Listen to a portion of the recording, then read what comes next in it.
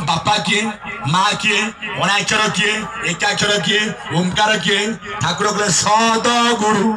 सद को जदि आम लेउटाई देवा संख्या हम कौन ना आपणकर द आउ शब्द आसो 10 कहले कौन ना 10 दिग ठूल शून्य सदगुरु आज्ञा स्थान गुरु सेवा कले यार पाइबा आज्ञा मर्म सदगुरु न पाइबा जाके आम एमती आज्ञा ब्रह्मांड आज्ञा भूलुवा हजार गुरु कर आज्ञा कर्ण गुरु के शिक्षा गुरु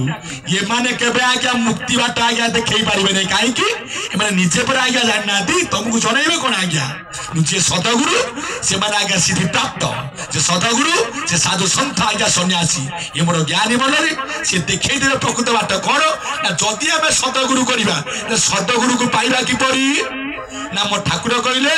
मन को करिब जी आज्ञा सरू ताकू भेट हे आज्ञा सदगुरु तले हे ज्ञानी मंडली कौन मन को आज्ञा सरू करिबा आमे समते आज ये जगह विद्यमान करिछे आपण मानू ये जगह को डाकी आनी किए ना आपण मानकर मन ये जगह आपण को बसई किए ना आपण मानकर मन एटी चली कौन ना आज्ञा सतसंग एटी चली कौन ना हरिहाट आपण जी आज्ञा अनेक हाट को बिका कौन लाउ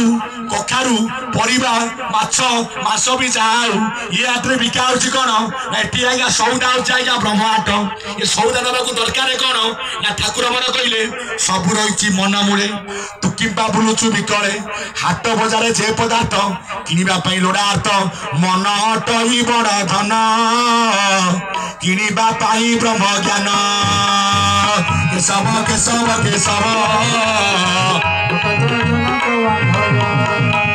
बोलिए चरमने आतंक पाद पद्म बोलांदे गवार मन होला आपण मानकर बड़ धन।